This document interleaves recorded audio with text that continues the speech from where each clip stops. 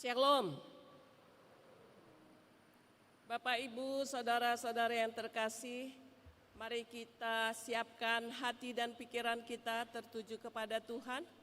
Mari kita datang ke hadirat Tuhan. Mari kita saat teduh sejenak.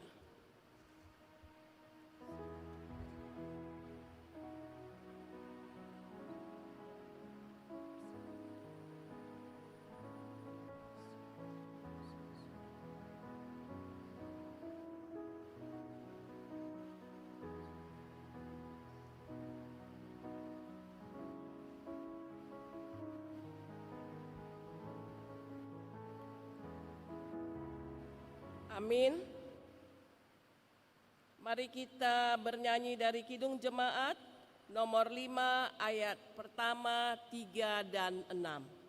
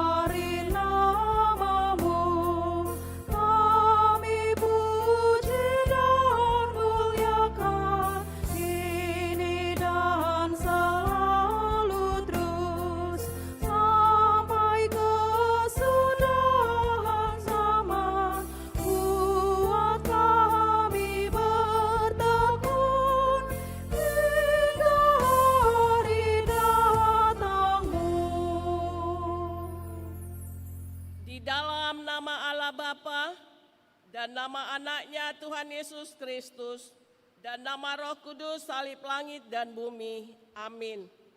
Aku adalah Alfa dan Omega, firman Tuhan Allah yang ada dan yang sudah ada, dan yang akan datang yang Maha Kuasa. Haleluya.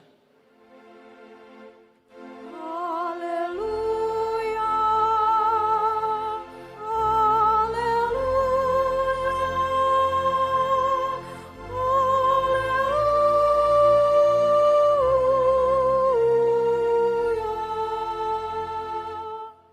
Mari kita berdoa. Ya Tuhan Allah, oleh karena kasih-Mu-lah, maka kami sampai pada tahun baru ini.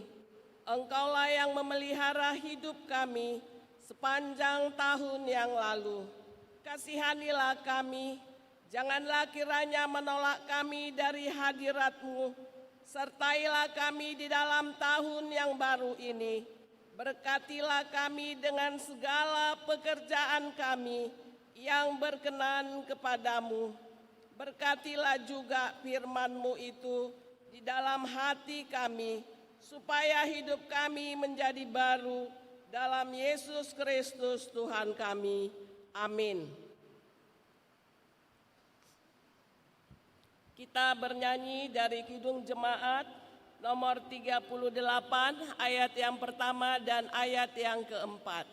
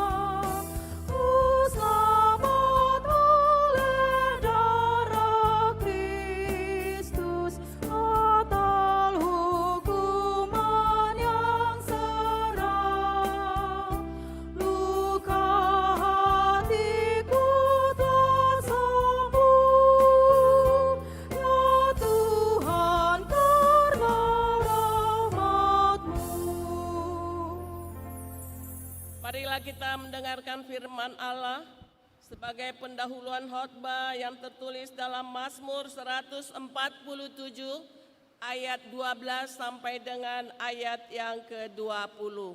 Kita membaca secara responsorial, nanti ayat 20 kita baca bersama-sama.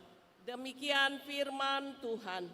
Megahkanlah Tuhan, hai Yerusalem, pujilah Allahmu, hai Sion.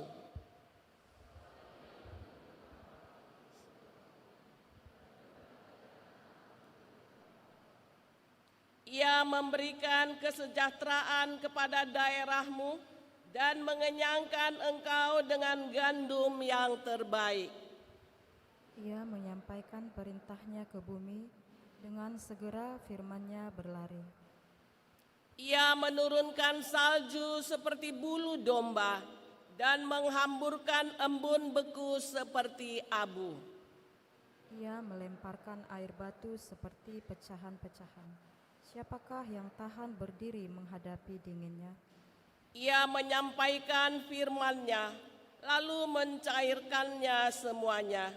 Ia meniupkan anginnya, maka air mengalir. Ia memberitakan firman-Nya kepada Yakub, ketetapan-ketetapannya dan hukum-hukumnya kepada Israel. Mari kita sama-sama ayat 20.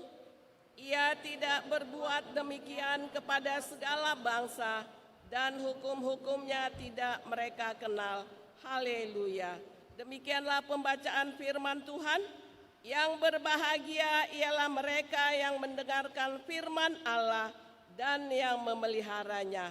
Amin. Mari kita bernyanyi kemurahan Tuhan.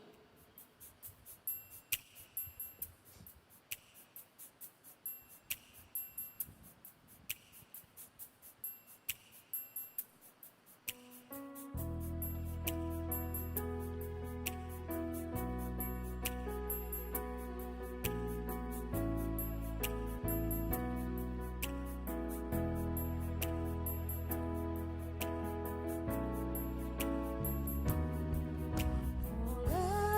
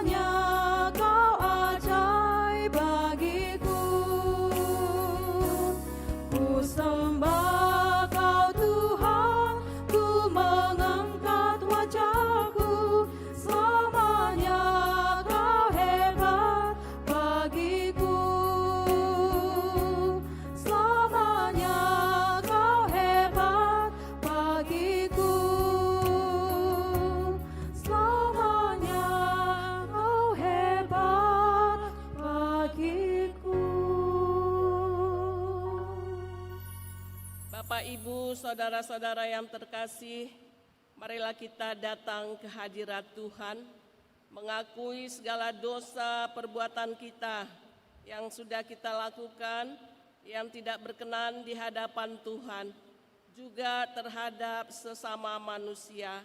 Marilah kita datang minta ampun kepada Tuhan. Mari kita berdoa.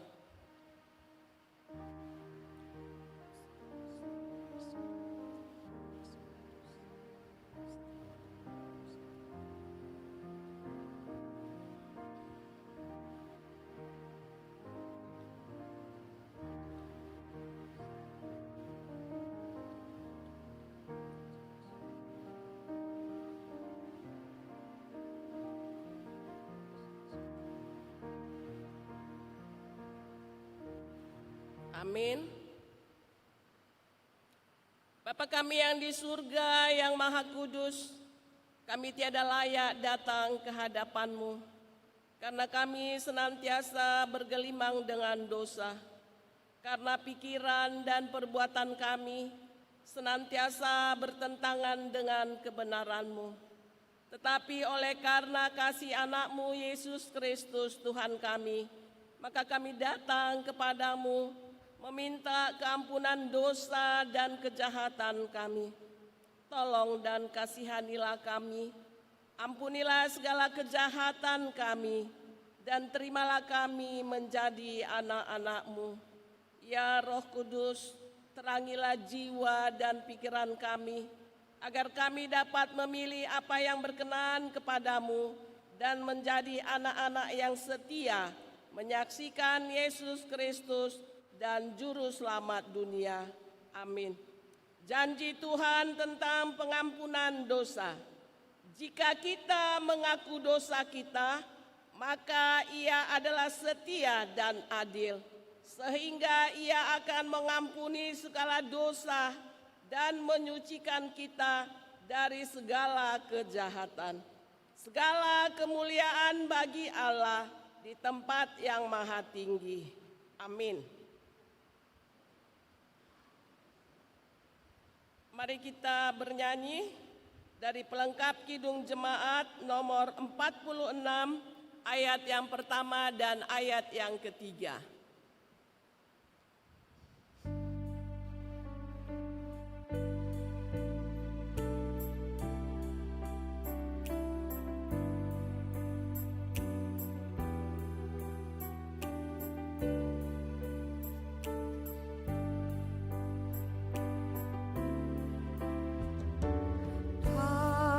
Hari kumpulan duka gelap.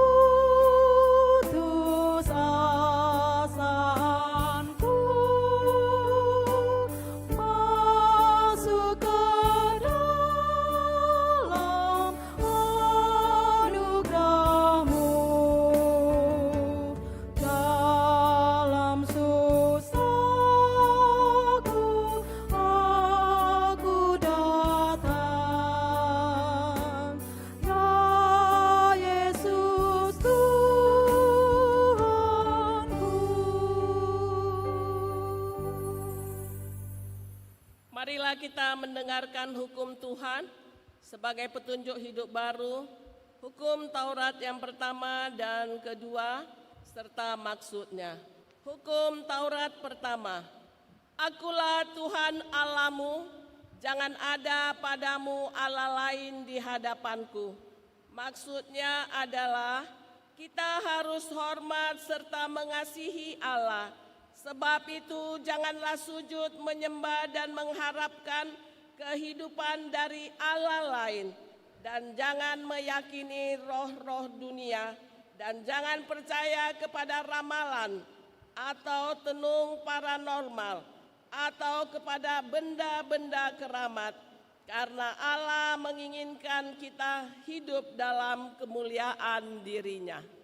Hukum Taurat yang kedua.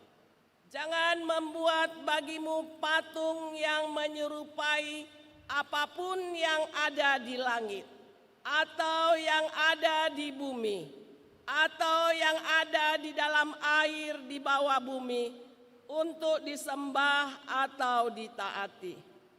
Maksudnya adalah kita harus lebih hormat, lebih mengasihi, dan lebih yakin dan percaya kepada Allah daripada yang lain.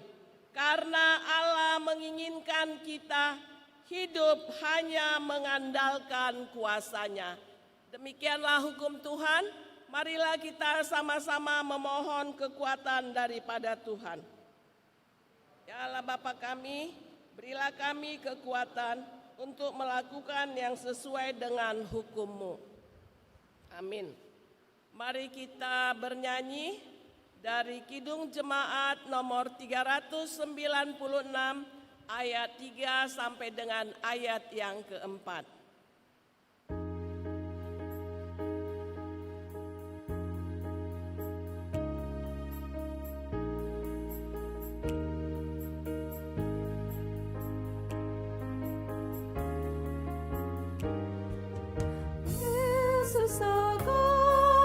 Segala-galanya setia padaku, takkan ku menyangkalnya teman setiaku. Bersamanya ku tak sesat, Ia menjagaku tetap, Ia tetap kawan erat sobatku.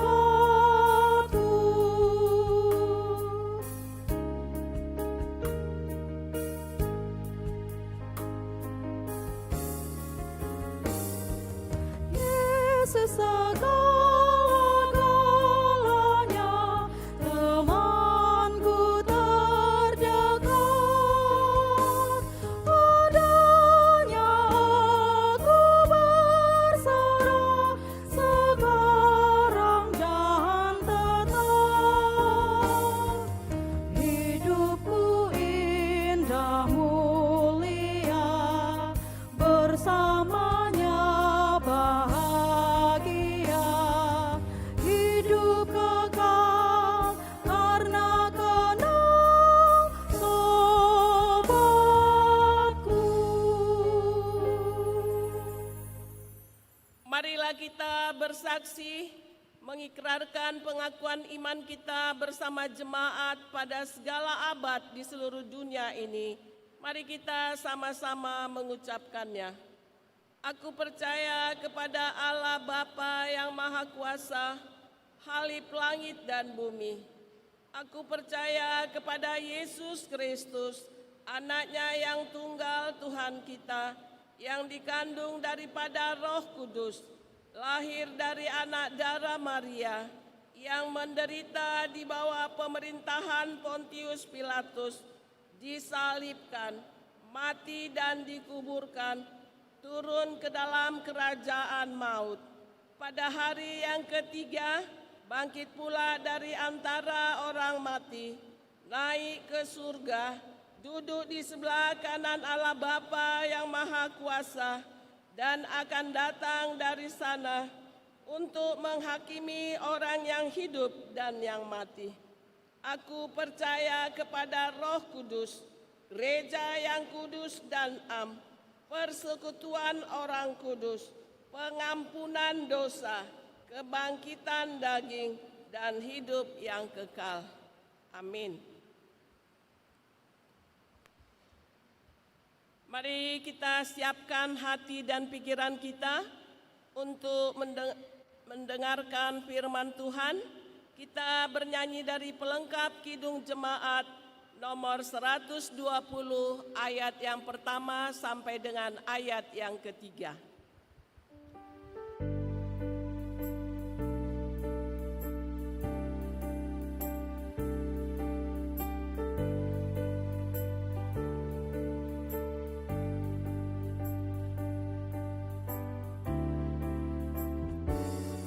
Allah Bapa, kami puji Engkau.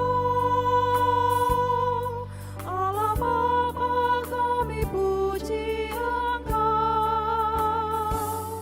Kami cinta Engkau dan sujud di depan-Mu. Allah Bapa, kami puji Engkau.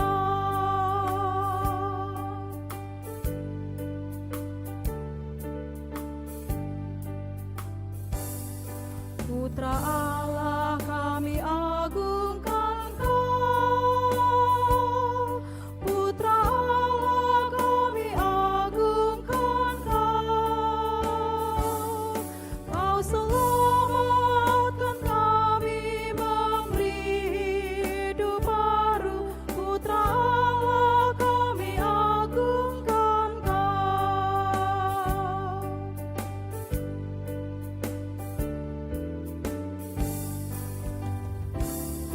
Roh Kudus, Engkau penghibur kekal. Roh Kudus, Kau penghibur kekal. Kau memimpin, Kau tinggal dalam hati kami. Roh Kudus, Engkau penghibur kekal.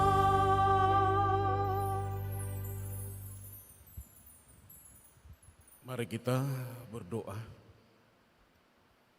Allah Bapa, Tuhan yang bertahta di sorga, kami bersyukur ya Tuhan, jika pada hari ini Tuhan boleh hantarkan kami tiba di minggu pertama 2026. Dan itu menandai bahwa Tuhan tetap bersama-sama kami dan menyatakan kebenaran firman-Mu kepada kami.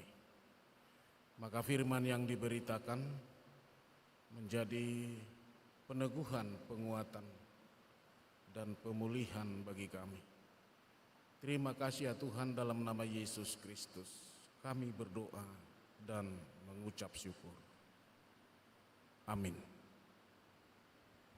Shalom. Ibu bapak saudara, bisa dimaklumi jika pada minggu-minggu awal seperti ini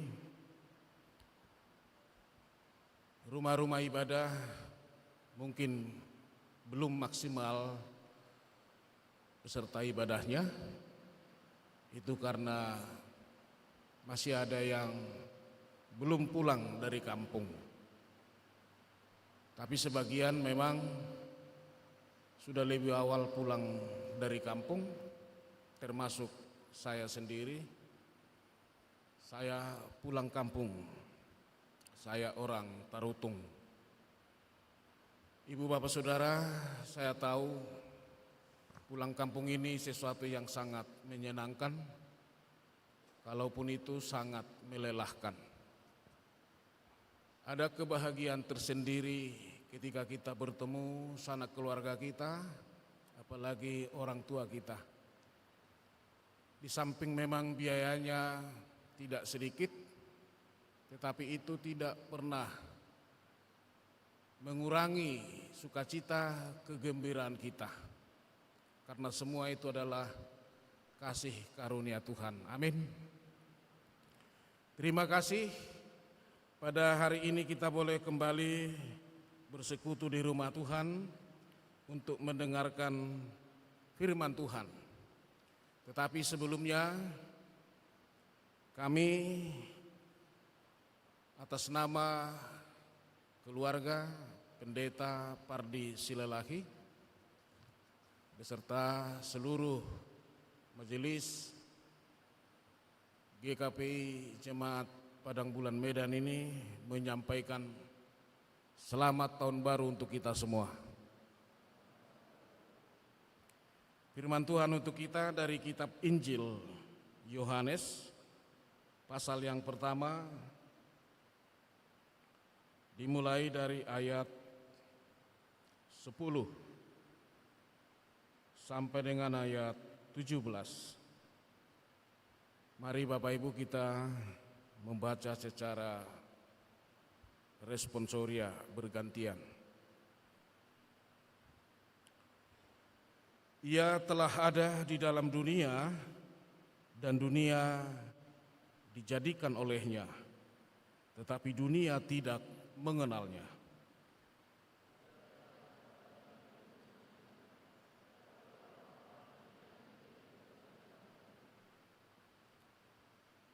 Tetapi semua orang yang menerimanya diberinya kuasa supaya menjadi anak-anak Allah, yaitu mereka yang percaya dalam namanya.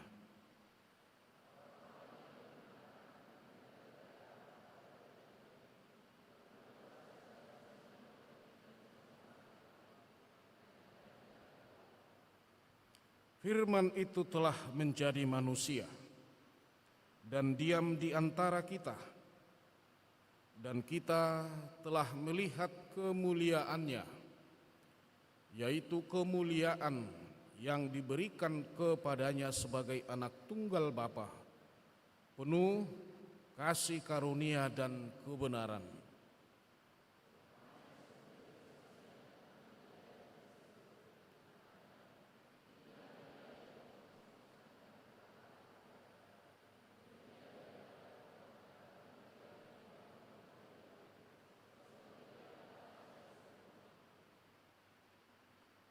Karena dari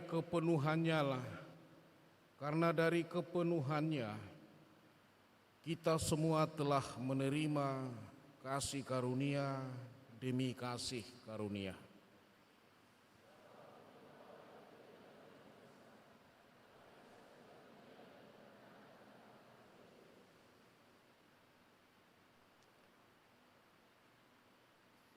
Demikian firman Tuhan. Ibu Bapak Saudara, terima kasih atas kerjasama yang baik.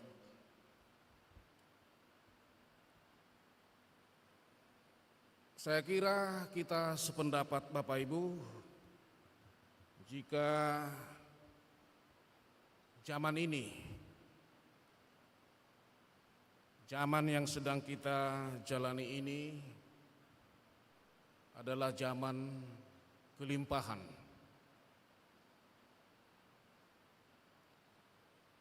Maksudnya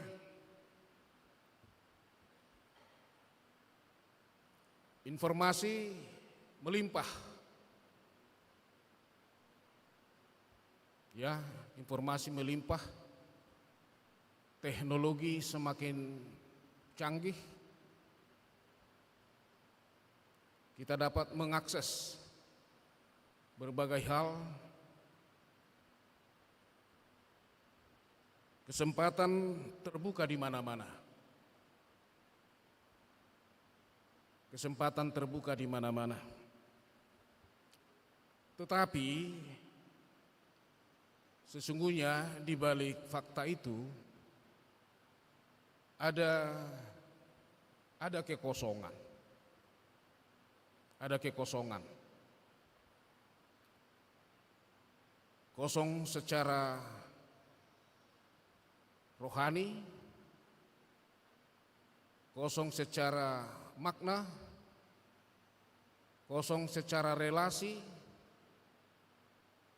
bahkan kosong secara iman. Kelihatannya kehidupan ini penuh, tetapi sesungguhnya kosong. Di satu sisi melimpah, tapi di sisi lain, yaitu kekosongan tadi. Ibu, bapak, saudara, fakta inilah yang sedang kita hadapi. Fakta ini sedang kita hadapi. Karena ternyata di balik kelimpahan itu ada kegelisahan, ada kekhawatiran, bahkan ada ketakutan.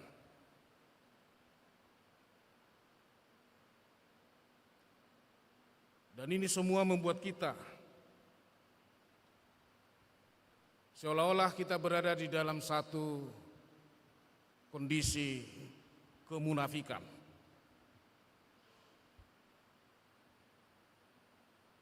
Bahkan kita tahu bersama, mass media membentuk budaya perbandingan, ya. Membuat budaya perbandingan. Siapa yang lebih sukses? Siapa yang lebih rohani? Siapa yang lebih berpengaruh? Akibatnya manusia diukur dari prestasi atau pencapaian.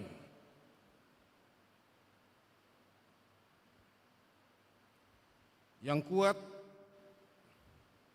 bertahan, yang lemah tersingkir.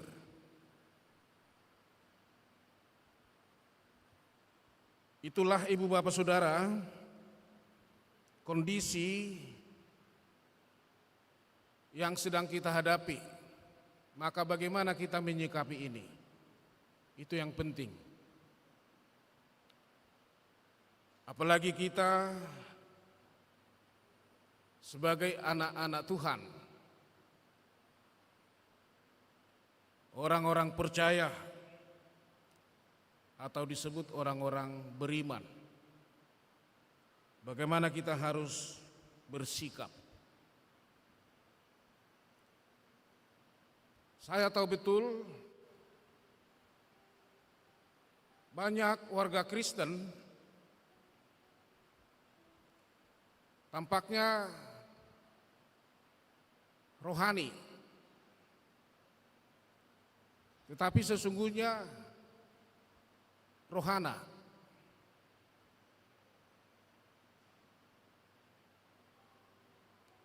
Jujur saja, kita memang beragama. Agama kita Kristen. Tapi bagi saya, beragama itu hanya sampul. Itu hanya casingnya.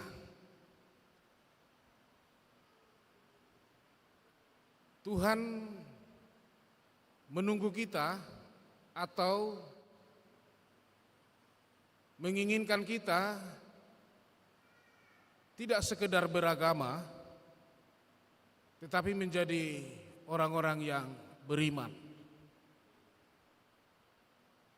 Banyak orang ke gereja, tetapi secara rohani kosong.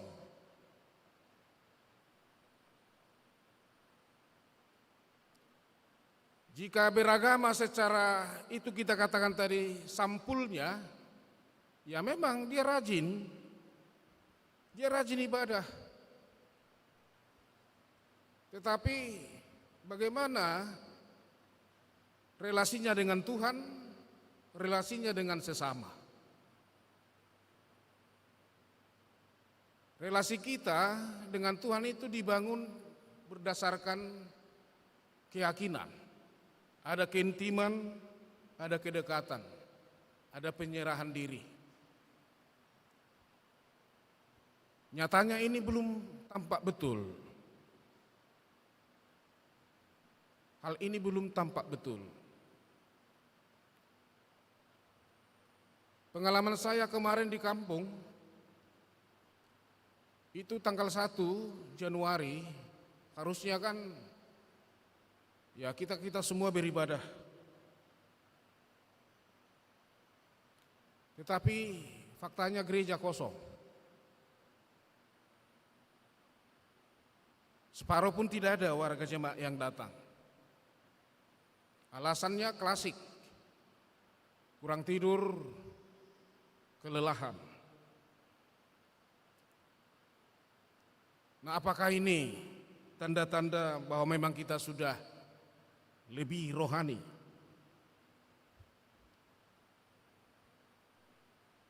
Persoalan ini juga yang dihadapi oleh Yohanes kala itu. Rasul Yohanes membaca situasi yang sedang terjadi dan dia mengajak, bahkan bersaksi kepada orang-orang Kristen waktu itu tentang siapa Yesus Kristus, tentang siapa Yesus yang disebut juru selamat itu. Dia saksi.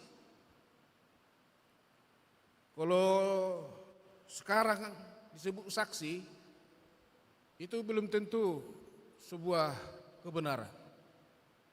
Karena ada saksi palsu, saksi yang direkayasa. Tapi Yohanes, kalau dia bersaksi, itu berdasarkan apa yang dia alami, dia lihat. Jadi bukan sesuatu yang dibuat-buat. Dia bagian dari peristiwa itu. Dia mengatakan bahwa Yesus telah datang ke dunia.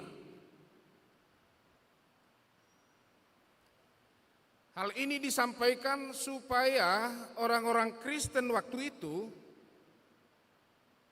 boleh diubahkan, supaya mereka bukan pengikut Kristus sampul, supaya mereka benar-benar menjadi anak-anak Tuhan. Hal itu bisa dilihat dari bagaimana mereka menyikapi kehidupan ini. Maka yang pertama disampaikan adalah bahwa ternyata Yesus itu ditolak oleh pemiliknya sendiri. Ini satu hal yang sangat menyakitkan. Milik sendiri menolak. Memang dunia tidak mau tahu tentang Kristus ini. Padahal dunia ini dijadikan oleh Dia, Allah Bapa bersama Yesus Kristus dan Roh Kudus. Allah memberkati dunia ini dan dunia menikmati berkat Tuhan. Tetapi anehnya Allah justru ditolak oleh dunia.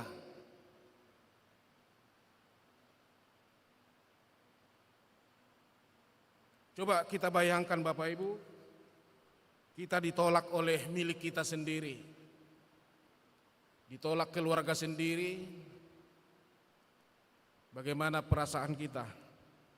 Itu tentu sangat menyakitkan. Maka ketika Allah berbicara lewat nabi-nabi, bahkan memberikan hukum Taurat, itu sebenarnya untuk memagari manusia, khususnya bangsa Israel, supaya tidak keluar dari kehendak Tuhan. Tetapi satu hal yang pasti, hukum Taurat tidak pernah menyelamatkan. Hukum Taurat itu adalah jembatan untuk tiba, untuk mengenal Kristus. Karena keselamatan hanya dapat diberikan oleh Kristus.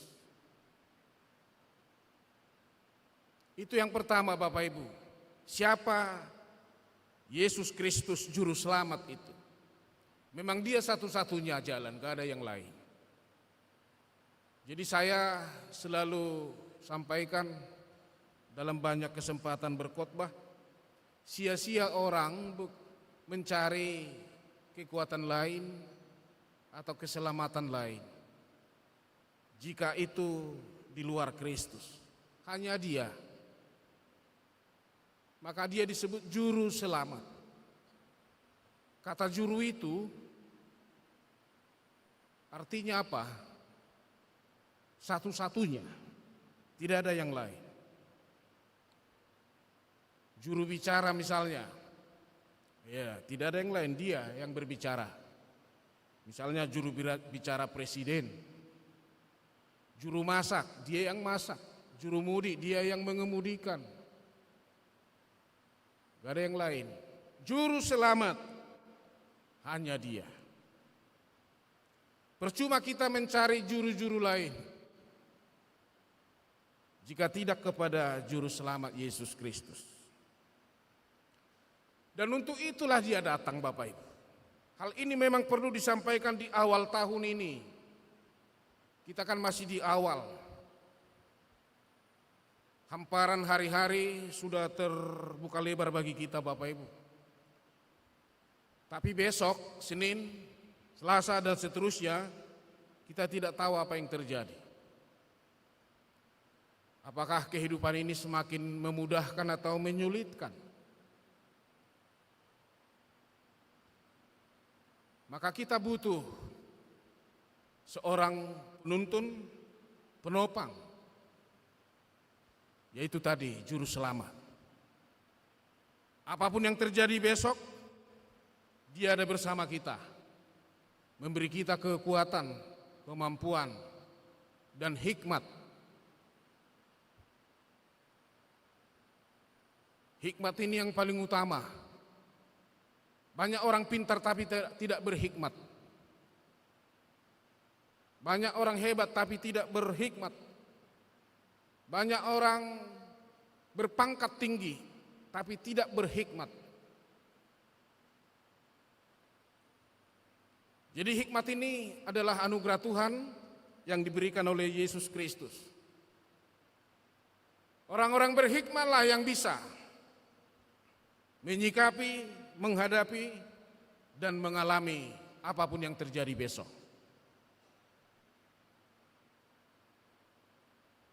Dunia hanya bisa memprediksi, memperkirakan seperti apa besok. Tetapi sesungguhnya apa yang terjadi besok hanya Tuhan yang tahu. Ibarat mendaki gunung, ya gunungnya tetap, ya pasti jalannya terjal mendaki. Dan itu sangat melelahkan. Tetapi ketika kita tidak berhikmat, kita akan mundur di tengah jalan. Kita menyerah, bahkan mungkin putus asa, mandiri. Tetapi orang berhikmat, dia akan tetap, walaupun jalannya pelan tapi pasti. Tuhan akan hantar sampai ke puncak.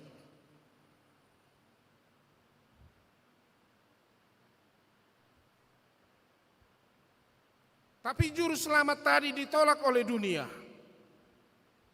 Kenapa kita orang-orang percaya ikut-ikutan menolak?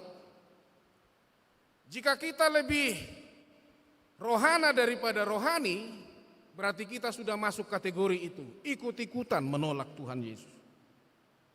Sumber berkat, sumber kasih karunia itu. Karena tanpa Yesus, tanpa Tuhan, kita tidak bisa melakukan apapun. Kita akan kesulitan. Peluang-peluang akan tertutup bagi kita. Pak Pendeta, saya sudah 5 kali melamar. Saya kurang tahu di mana titik lemahnya. Dari segi kemampuan, saya kira saya tidak kalah dari yang lain. Kira-kira bagaimana itu Pak Pendeta? Lalu saya bilang, mungkin saudara kurang doa, kurang berhikmat, saya bilang. Lalu dia berpikir, mungkin betul juga yang Bapak Pendeta bilang, dia bilang.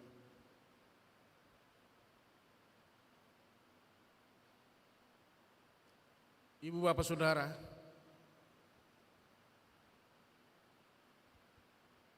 firman ini hendak menegaskan kepada kita bahwa Yohanes mengatakan firman itu menjadi daging. Daging di sini bukan daging untuk dikonsumsi. Daging di sini istilah Alkitabiahnya itu adalah manusia. Berarti firman tidak berhenti menjadi firman, tetapi inkarnasi menjadi daging, menjadi manusia. Di awal kan Allah berfirman, jadilah, jadilah, jadilah. Nah, firman ini sekarang berubah wujud, inkarnasi menjadi daging manusia, yaitu Yesus. Lalu kita bertanya, untuk apa Allah melakukan itu?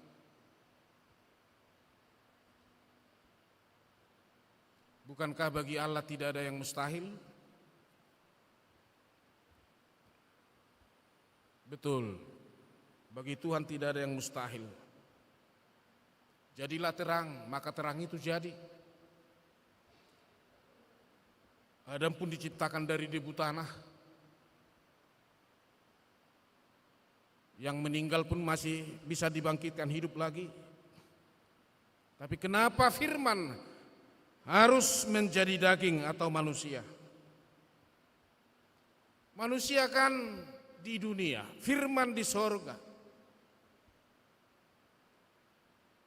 Bagi Allah, firman itu tidak cukup lagi. Firman itu tidak mengubah apa-apa dalam diri manusia. Karena sejak awal Allah berbicara lewat nabi-nabi, bertobatlah, jangan keraskan hatimu. Tapi apakah manusia berubah? Tidak berubah. Bahkan mereka tidak mau peduli, tidak mau tahu tentang Allah, tentang firman itu. Maka metode inilah yang diubah oleh Allah. Dia tidak cukup lagi hanya berbicara, berfirman, dia datang sendiri. Allah yang selama ini dikenal Allah yang jauh di sorga, sekarang dia mengubah menjadi Allah yang dekat dengan manusia, yang bisa melihat secara langsung fakta-fakta yang terjadi di dalam kehidupan manusia. Allah mau hidup sebagai manusia supaya apa? Supaya Allah tahu betul apa yang saya alami, pergumulan apa yang sedang saya alami. Dia mau lihat dari dekat. Kenapa manusia ini seperti ini? Kenapa keluarga ini penuh kepura-puraan, kemunafikan? Kenapa keluarga sana penuh kebohongan, penuh kemalasan? Allah mau lihat semuanya. Dan tentunya ibu bapak saudara, semua fakta-fakta manusia itu tidak terjadi begitu saja. Ada hal-hal lain yang membuat mereka seperti itu. Kenapa dia nakal? Tentu ada yang dilihatnya, ada yang dipelajarinya. Kenapa seorang anak sampai bisa membunuh orang tuanya? Tega-teganya membunuh orang tua. Tentu ada faktor lain. Nah, Allah mau lihat semua ini sampai ke akar-akarnya. Dan Allah berencana memulihkan semua ini. Dan ini yang disampaikan kepada kita. Jadi Allah menjadi manusia itu penuh. Penuh sebagai manusia, penuh sebagai Allah. Lewat kepenuhannya inilah manusia beroleh kasih karunia. Jadi kita mestinya bersyukur ketika Allah menjadi manusia. Dia lihat saya seperti apa, dia tahu seperti apa saya. Jadi Allah tidak sekedar simpati. Oh iya ya, kasihan. Tapi Allah berempati. Manusia sekarang hanya sekedar simpati. Anak-anak Allah itu tidak sekedar simpati, tetapi berempati. Artinya Bapak Ibu, berempati, dia turut merasakan. Maka kemarin ketika ada bencana alam, banjir, longsor di Tapanuli, Aceh, Sumatera Barat, banyak orang bersimpati. Tetapi juga banyak orang berempati. Dan kita berempati ke sana. Kita kirimkan Bapak Ibu sembako, pakaian-pakaian layak pakai. Karena turut merasakan penderitaan orang lain.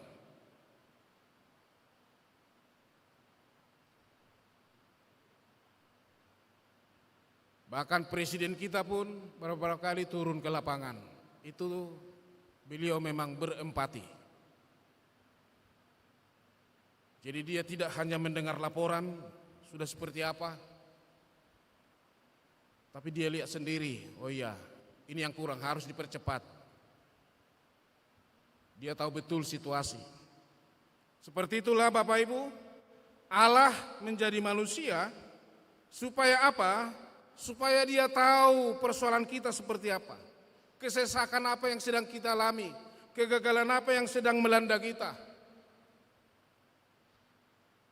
Karena dunia ini penuh dengan kesesakan, penuh dengan kesusahan.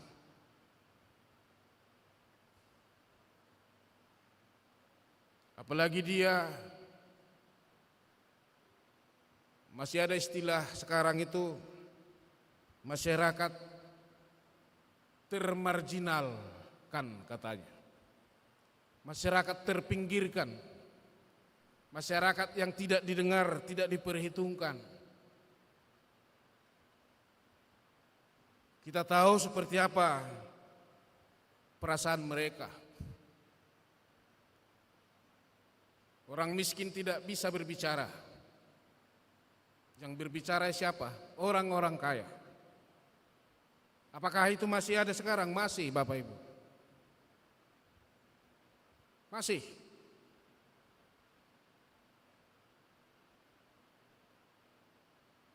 Nah, Tuhan mau meneguhkan ini semua. Bahkan anehnya, ada gereja menyakiti warganya. Ada gereja menyakiti warganya. Aneh itu. Lewat firman ini, kita semua mau diteguhkan, dipulihkan. Jangan pernah menyerah, jangan pernah putus asa. Ada juru selamat yang siap mendampingi, menopang, menolong. Karena dia juru selamat. Pegangan inilah Bapak Ibu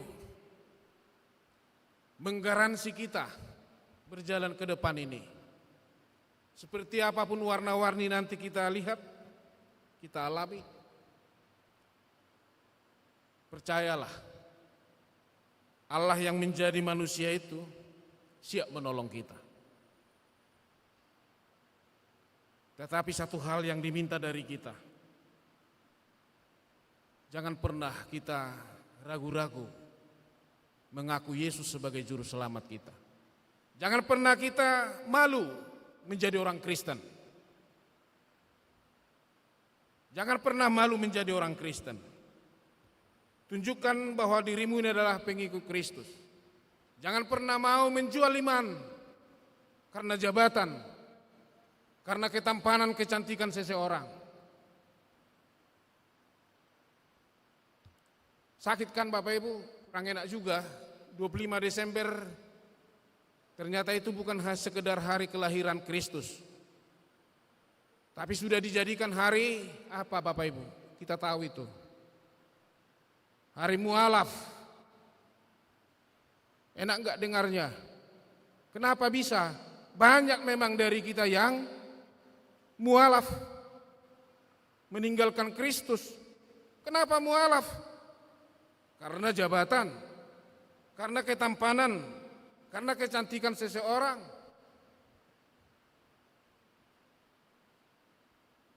Imannya dijual.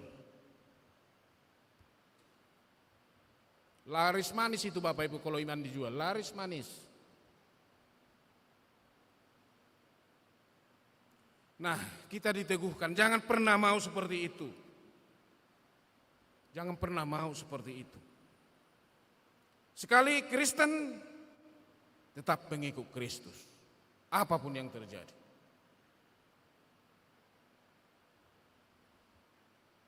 Karena memang dunia ini penuh dengan godaan. Jadi jangan sampai dunia yang mengubah kita. Tetapi biarlah kita anak-anak Tuhan yang mengubah dunia. Maka maksud itulah Allah mendirikan gereja. Gereja hadir di mana-mana supaya apa? Supaya mengubah dunia ini semakin lebih baik, semakin sehat, semakin bersahabat. Maka Yesus katakan, kamulah garam dan terang dunia. Jadi keselamatan dunia ini juga dilimpahkan Tuhan Yesus juga kepada kita untuk turut ambil bagian di sana. Jadi keselamatan yang kita terima, janganlah kita makan sendiri. Bagilah keselamatan itu kepada orang lain. Dengan cara apa? Lakukanlah yang benar. Berkatalah lebih jujur. Berbuatlah, bertindaklah lebih ikhlas. Jangan ada keterpaksaan. Jangan ada kepura-puraan.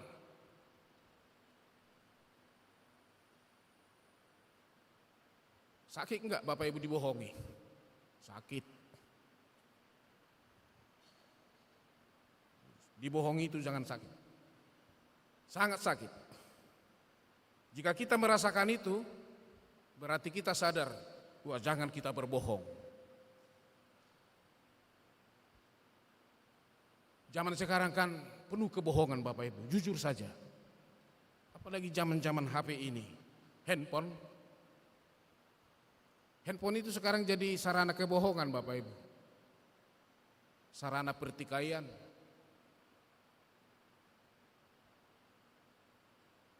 Inilah dampak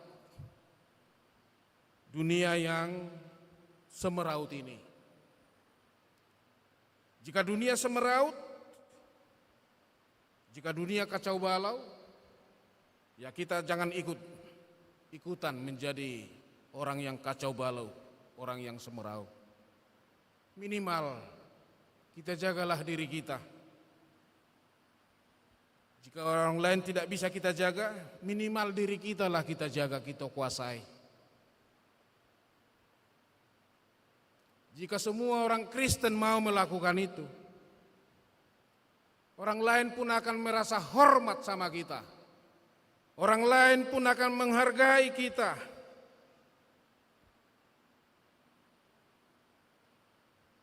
Tuhan berikan hari Minggu sebagai hari beribadah. Tetapi banyak orang Kristen tidak mau beribadah.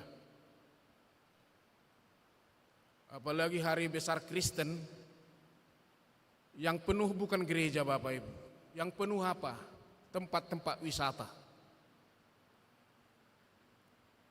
Aneh, masih ada orang Kristen menjawab ketika kita bertanya, hari Minggu itu hari apa? Masih ada orang Kristen mengatakan bahwa hari Minggu itu adalah hari libur. Siapa bilang hari Minggu hari libur?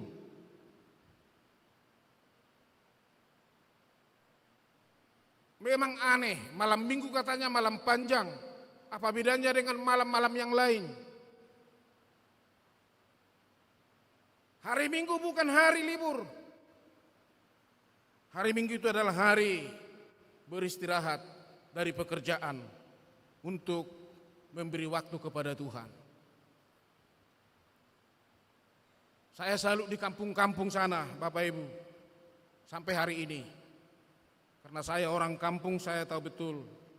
Itu kede-kede itu, warung-warung, tutup itu hari Minggu.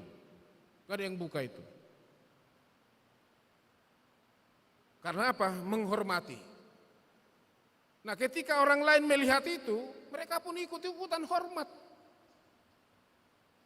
Jika kita sendiri tidak menghormati agama kita, ibadah kita, status kita sebagai orang Kristen, ya orang lain pasti tidak hormat. Jadi titik lemahnya ada di situ Bapak Ibu. Maka kita diteguhkan. Kita jangan pernah ragu, takut, khawatir melakukan kebaikan, kebenaran itu karena apa? Yesus Kristus sebagai Allah yang menjadi daging, menjadi manusia, sudah ada di antara kita. Baru kemarin kita rayakan Immanuel, Allah beserta kita. Ini menggaransi kita Bapak Ibu. Berarti apapun yang terjadi di tahun 2026, kita tidak perlu takut. Karena kepenuhan Kristus menjadi sumber berkat kasih karunia kepada kita. Maka mari kita tetap teguh dalam iman kita, melangkah bersama-sama dengan Tuhan untuk bisa kita menghadapi semua yang akan terjadi besok dan seterusnya. Amin. Tuhan memberkati kita, mari kita berdoa. Allah Bapa di sorga, terima kasih untuk firman. Engkaulah Allah yang menjadi manusia untuk hidup bersama-sama dengan kami. Karena kami sebagai manusia itu lemah, mudah tergoda. Tetapi dengan kepenuhan-Mu, kami beroleh kasih karunia untuk kami bisa menjalani kehidupan ini semakin lebih baik lagi. Bahkan Tuhan menjadikan kami sebagai garam dan terang. Terima kasih ya Bapa. Apapun yang terjadi ke depan, hanya Engkaulah andalan kami. Karena Engkau satu-satunya penolong kami, keselamatan kami. Engkaulah juru selamat kami. Topanglah kami semua, apapun status kami. Engkaulah yang selalu ada bersama-sama dengan kami. Maka terpujilah Engkau Bapa di surga untuk kasih karunia-Mu yang sungguh nyata dalam kehidupan kami. Berkati Bapak Ibu saudara-saudara kami yang saat ini bersama-sama dengan kami memuji memuliakan Tuhan. Berkati juga saudara-saudara kami yang belum punya kesempatan beribadah hari ini karena berbagai hal. Terima kasih ya Tuhan, kami serahkan seluruh kehidupan kami ke tangan-Mu. Topanglah kami Tuhan, tuntun kami, sertai kami, berkati kami, kuatkan kami, berikan hikmat kepada kami. Di atas semua permohonan ini ya Tuhan, ampuni kami akan segala kekurangan, kelemahan dan dosa-dosa kami. Dan inilah kami anak-anak Tuhan, dengarlah doa kami dalam nama Yesus Kristus Tuhan Juru Selamat kami. Amin.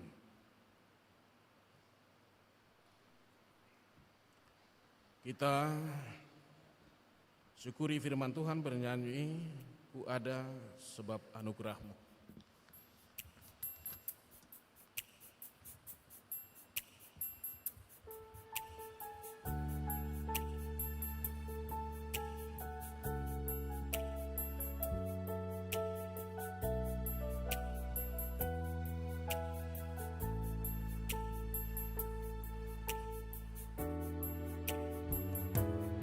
Ku ada sebab anugerah-Mu, ku ada karena kasih-Mu, Tuhan Yesus. Ku berterima kasih buat kasih rahmat-Mu.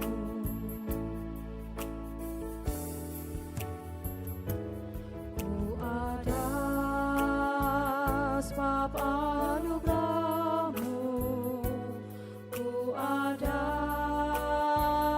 karena kasih-Mu, Tuhan Yesus. Ku berterima kasih buat kasih rahmat-Mu. Terima kasih Yesus, Yesus. Terima kasih, hanya anugerah-Mu buat hidupku sekarang. Ku kan memuji-Mu selamanya.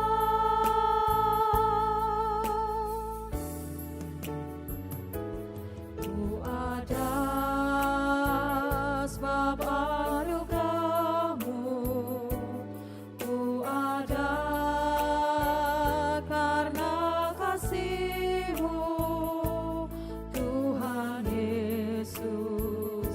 Ku berterima kasih buat kasih rahmat-Mu. Terima kasih Yesus, Yesus. Terima kasih, hanya anugerah-Mu buat hidupku sekarang. Ku kan memuji-Mu selamanya. Terima kasih Yesus, Yesus. Terima kasih, hanya anugerah-Mu buat hidupku sekarang. Ku kan memuji-Mu selamanya. Hanya anugerah-Mu buat hidupku sekarang. Ku kan memuji-Mu selamanya.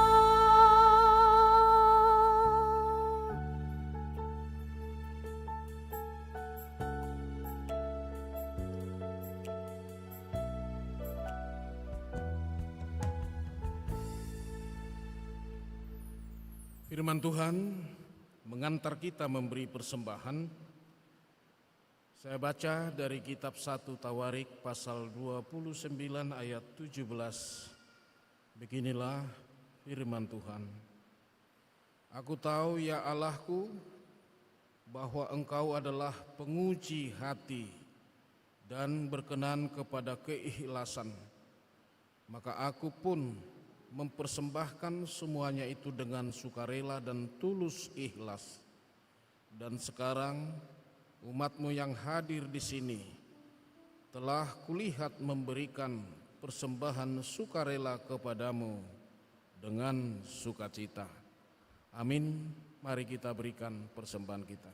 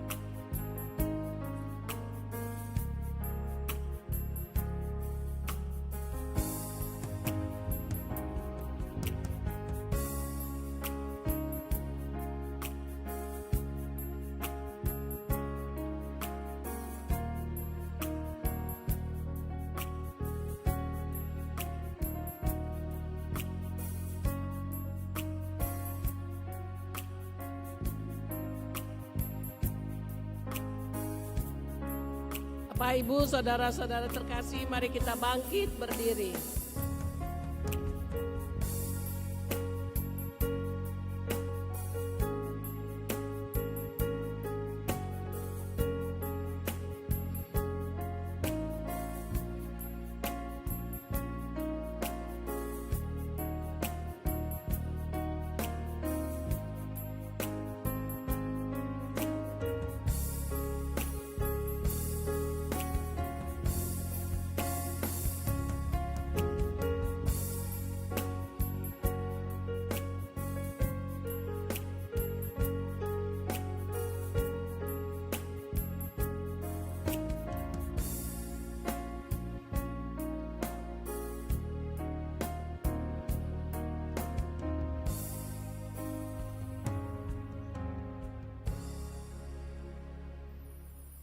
Mari kita berdoa.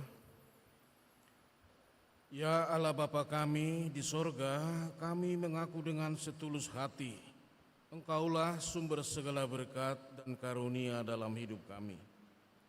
Di sini kami mempersembahkan kurban syukur kami kepadamu. Terimalah persembahan umat-Mu dan berkatilah menjadi alat kesaksian, persekutuan dan pelayanan jemaat.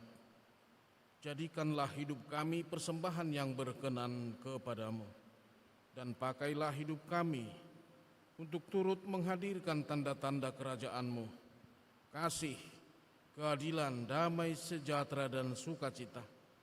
Bukalah hati kami oleh Roh Kudus-Mu, agar kami senantiasa mengucapkan syukur kepadamu. Di dalam nama Yesus Kristus Tuhan kami. Amin. Beri persembahan pada Tuhanku, sambil puji Yesus Juru Selamatku. Mari kawan-kawan, rela hatilah, bawa persembahan, datanglah segera. Bapa kami yang di sorga, dikuduskanlah namamu, datanglah kerajaan-Mu, jadilah kehendak-Mu di bumi seperti di sorga. Berilah kami pada hari ini makanan kami yang secukupnya, dan ampunilah kami akan kesalahan kami, seperti kami juga mengampuni orang yang bersalah kepada kami. Dan janganlah membawa kami ke dalam pencobaan, tetapi lepaskanlah kami dari yang jahat. Karena Kau yang punya kerajaan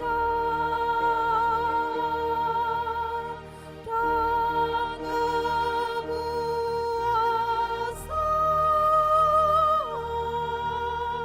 dan kemuliaan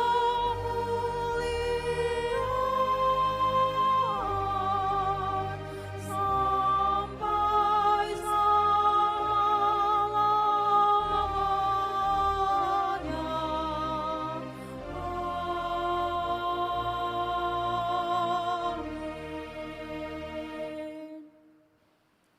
Jemaat yang dikasihi Tuhan, arahkanlah hatimu kepada Tuhan dan terimalah berkat-Nya.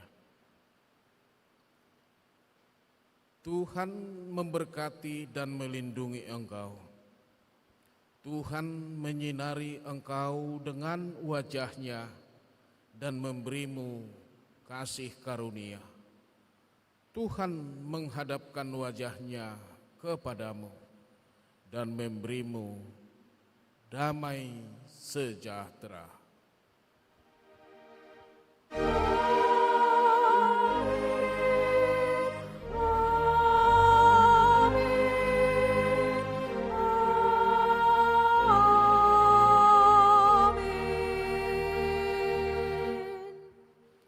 Shalom.